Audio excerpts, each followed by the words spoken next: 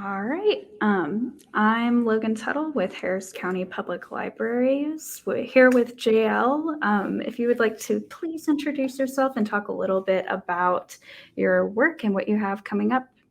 Sure. I'm J.Elle. I'm a middle grade and young adult fiction author, most known or best known for my debut, my YA debut, which came out in January of 2021, called Wings of Ebony. It was an instant New York Times bestseller, and it is set largely in Houston. And the sequel to that is Ashes of Gold, which, oh, the light is reflecting. Which comes out in January of 2022. I also write middle grade fiction, and I have an inner city magic school book coming out next year as well.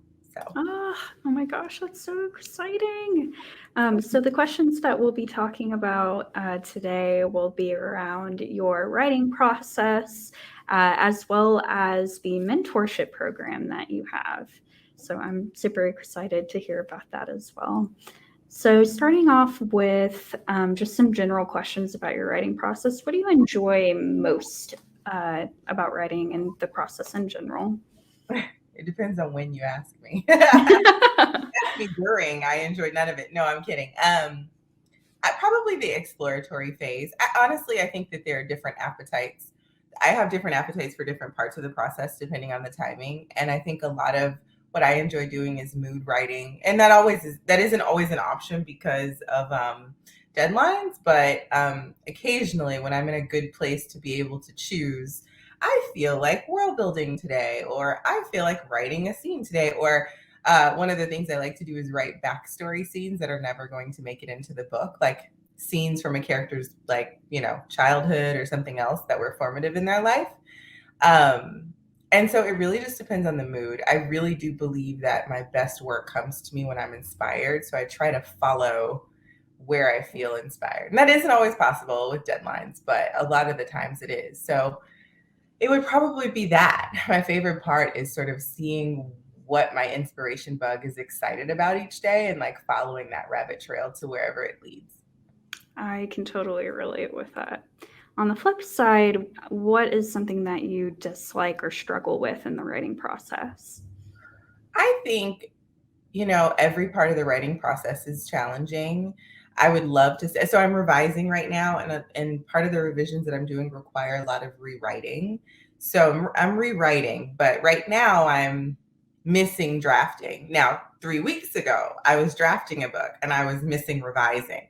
So I think it's more of not a specific part of the process, but it's sort of once you get into the weeds of the process and things start to get very hard to pick apart and you're sort of frustrated with what you're trying to achieve versus like what you're actually spitting out word wise, and if you're just not satisfied with where the work is, I think that's always the most challenging part because you have to push through that to really ripen the story to its best form, and often you have to push that multiple times to really continue to deepen and layer the story to bring it to its best shape. Yeah, in terms of like, do you mean like cutting the fat out and then like inserting, I guess, like more precise details? It could be a myriad of things. So, like some of the revisions that I'm doing right now, I wrote a really fun magic scene in a book that is not announced yet, that I'm working on. And it's a scene where my character she's struggling to use a particular type of magic. And using it really does threaten to like kill her. It's very difficult, but she needs to use this magic in order to save her life. So, I wrote this scene that was very engaging, intense, and gripping, and all these things, and then I came back to it a couple of days later and I was like, but it's not connected to the plot at all. And I deleted all of it. Like, so, it's figuring out what needs to happen on the page of the story. So I think Mhm. there's writing that we do for ourselves as we explore what the story is and as we figure out how the character arc and plot threads weave together. And that's fine and valid. And I think sometimes as writers, we are hard on ourselves because that's the kind of writing we do. And then we have to delete it or we have to cut it. And we're like, dang, I wasted so much time. But no, in reality, a lot of times we needed to explore that. We needed to explore that facet of our story. We needed to understand and sort of live through the experience of reading that moment in your character's head, what it was like for them. Sometimes we can't just imagine how people would react and write the scene where they react. Sometimes we have to like walk in their shoes as they build up to a moment. And so, yeah, sometimes you end up trimming all the build up, but going through that process is still really important. So a lot of it is just figuring out what goes in the story, what I'm writing for me, what I'm writing to better understand, what is the best way to sort of put this puzzle of a story together. Okay. Wow. I think I would be like completely gutted to have to delete that much out of a work. Oh. But thank you. Go ahead. I was going to say, just because I think it has great shock value and it's a little traumatizing, I'll share. The book that I'm revising right now, I wrote last Nano. I wrote 83,000 of it. Wow. And I stopped at like 90% into the story because I could tell I needed to revise. So I just stopped drafting that version. I deleted it all and started over. Oh my gosh. Ah! But the thing is, that version helped me understand so much about who my character is, the story I'm trying to tell. I really got to explore a lot of my world building and how I wanted my magic to work. There's going to be an enemies to lovers plot thread, which I'm super excited about. I know, it's my favorite. I love it. Yes. And so I got to play with those dynamics and figure out like, well, why is the love interest such a seedy character? And not seedy is not the right word, but like, what is the love interest's trauma? Like, what are their wounds? And so that first draft that I trashed really did help me figure those things out. So now when I'm writing the current draft, it's a lot more precise. Okay. Oh, thank you for the insight. That is so fascinating because I know that is definitely something that, especially writers who are probably like really early on in their process, like the thought of having to abandon a draft, just oh my gosh, I can't even imagine. Yeah, it's traumatizing. But when you get to the end result, I mean, Wings of Ebony, this is like draft 19. Wow. Oh my gosh. And that's including every single like revision, whether it was line level, developmental. But like when I think about where this book started, I am grateful that it got rewritten and redone and revised over and over again, because that's what got it to this form. Yeah. So it's one of those like focus on the finish line and the process, really, I guess, sort of things. Okay. So related to your work and especially Wings of Ebony, what drew you to write fantasy novels for young adults and middle grade students? I love escapism. Is a gift of the fantasy genre, right? And I love it. I think too that there's something very inspiring about being able to imagine worlds that don't exactly exist. I think tangential to that, but equally as important, is imagining solutions that don't necessarily exist. And so as we write books about real world problems that a white audience is dealing with, they're facing, stepping into these sort of coming of age problems and challenges that we see our white protagonists dealing with. There's just something about writing it in a fantasy landscape where we can, even if the real solution doesn't exist in the real world, we can pen a solution that is magical and imaginative to really give readers what they may not have in reality. For my community, which is the third ward of Houston, it's particularly special to me to be able to inspire kids from those communities, like where I grew up, to be able to imagine things beyond what they might see around them. I want them to be able to go to faraway places in their heads and dream up all of these whimsical possibilities. And so you see magic in my middle grades stories, and you see magic in my YA stories, because I just think it's incredibly inspiring and powerful to imagine the impossible. What is it about Houston that you wanted to include it in Wings of Ebony? Houston is home. It also has, first of all, I can write from Houston from a place of authenticity. I understand its nooks and crannies, its culture, and the way that it sort of has evolved over the years. There's also something to be said about writing something as intimate as like a first person point of view from a character who's dealing with the types of things that Rue is dealing with. So, racism and systemic oppression and all of these things. Like, I wanted to be able to infuse as much authenticity to that experience as possible. And so I personally feel like it's my community that girds me in the face of those things. And so I wanted that to come across on the page in a very real way. And so Houston, specifically the third ward in that whole like Southeast community, Southeast Houston community is, I think, what I wanted to bring alive in the story. And so I chose my home to do that. And then also it was important for me to put an inner city community on the page. Like all of my books thus far, I would say not all of my books take place in Houston. My middle grade takes place in an inner city community. It's a fictional inner city community. Wings of Ebony takes place in Houston. The sequel takes place mostly on the Magic Island, and a little bit takes place in Houston. But not all of my books take place in the inner city, though you do see that thread. Because I write contemporary fantasy, you do see that thread of like very grounded real world settings, be it fictitious or realistic.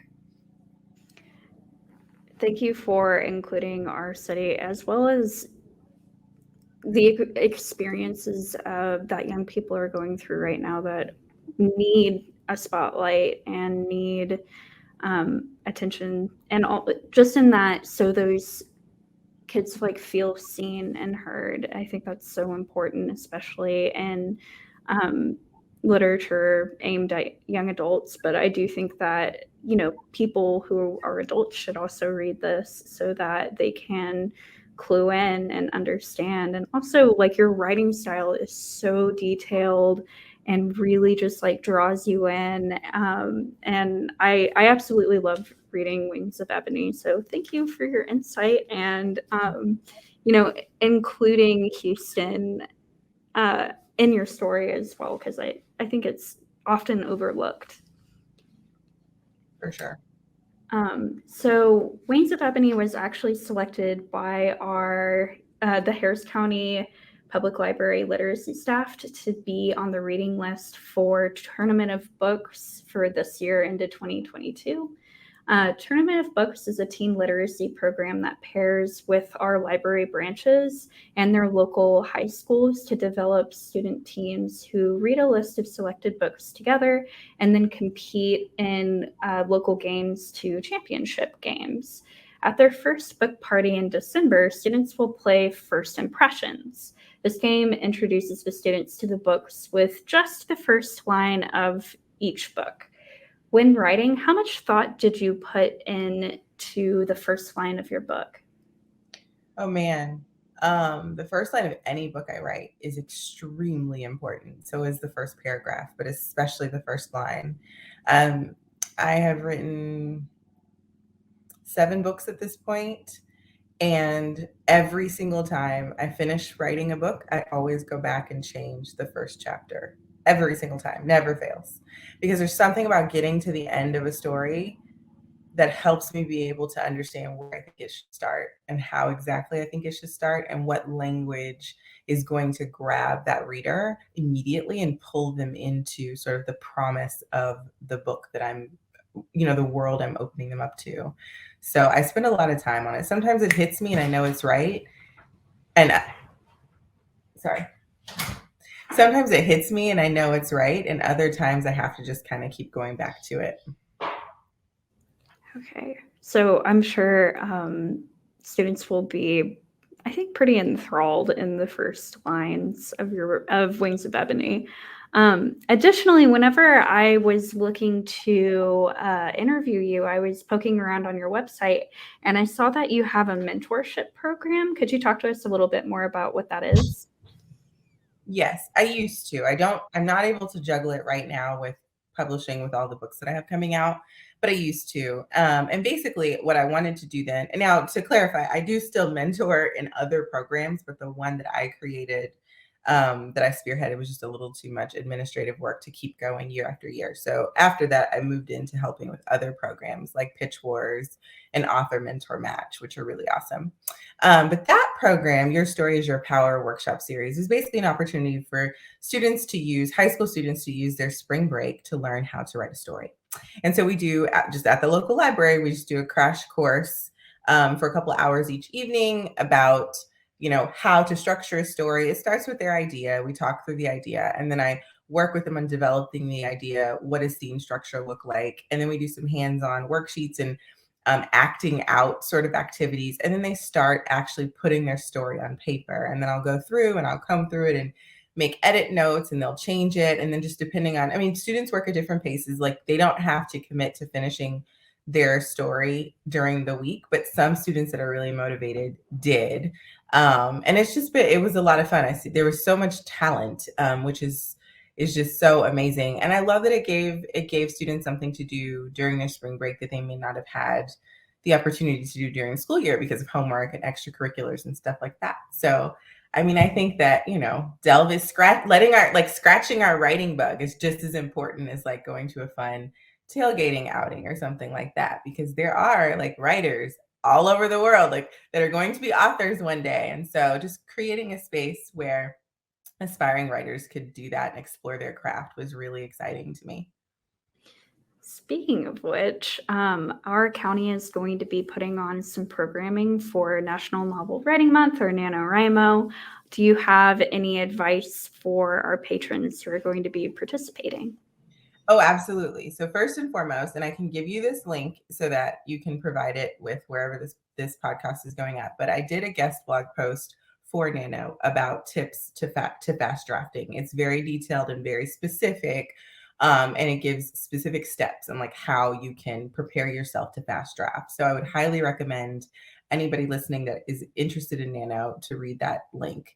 The short answer is, in order to be able to draft quickly, you have to know, for most writers, you have to know what you need to write when you sit down. I find that the biggest challenge is most people sit down and they don't know what to type. The key is, when you sit down, you need to have an idea of what you need to type so that your time at the computer is spent typing. That's how you get the word count out. What takes a long time in storytelling is not the actual typing. It's the figuring out what to type. So the system that I use to fast draft is you figure out what you want to write ahead of time by doing an outline. Now, some people work well with outlines, some don't. But even if you only outline a little bit, if you give some thought to the structure of your story ahead of time and you kind of write down, what's going to happen in this chapter, and you like summarize each chapter before you write it, then all of a sudden you're not just staring at a blank page. You have a summary in your head that you've thought about and stewed on and envisioned in your head like a movie. And then you're just stretching that summary out into a full scene. So that's the strategy that I use. And doing that before Nano, so in the next several days, can be really helpful. And we'll definitely include that. I will actually be putting on a program on Tuesday that's all about drafting and turning off your inner editor. So I'll include that in our presentation and discussion. I'm super excited for that resource. Thank you so much. All right, let's see. I'm gonna look over just a couple more questions. I think that's all I've got. Is there anything else that you wanted to tell our patrons? Anything you have coming up, and like a writer's talk or anything like that? Sure. Well, I'm just glad to be here. I really appreciate it. Obviously, Harris County Public Library is very special to me. I still remember the 25-minute bus ride my mom and I would take to the library because that was the closest place to find books. And no matter how late it was, or no matter how many shifts my mom was working, it was like we were going to make it to the library every single weekend. So I would not be a writer if it wasn't for you all and the work that you do. So thank you for reaching out and like giving me this opportunity to speak to your patrons. If you're interested in connecting with me online, I'm very present on social media. I'm everywhere at author, AUTHOR, J.Elle, that's JELLE on Twitter, Instagram, and TikTok. And you can pre-order the sequel to Ashes of Gold, which I would really appreciate. Anywhere books are sold, you can get it at Kindred Stories or Blue Willow Bookshop, which are two of my favorite indies here in Houston.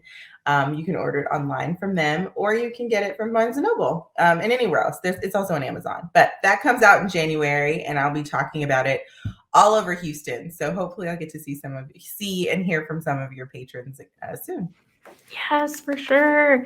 And of course, once we're able, it will probably also be in the library. So if you're not able to pre-order it, you can always check out Harris County's online catalog. And we also have Wings of Ebony currently available both in print and in ebook format. So please come check it out. Give it a read. Thank you again, J.Elle, for joining us and giving us insight in your writing process. I greatly appreciate it.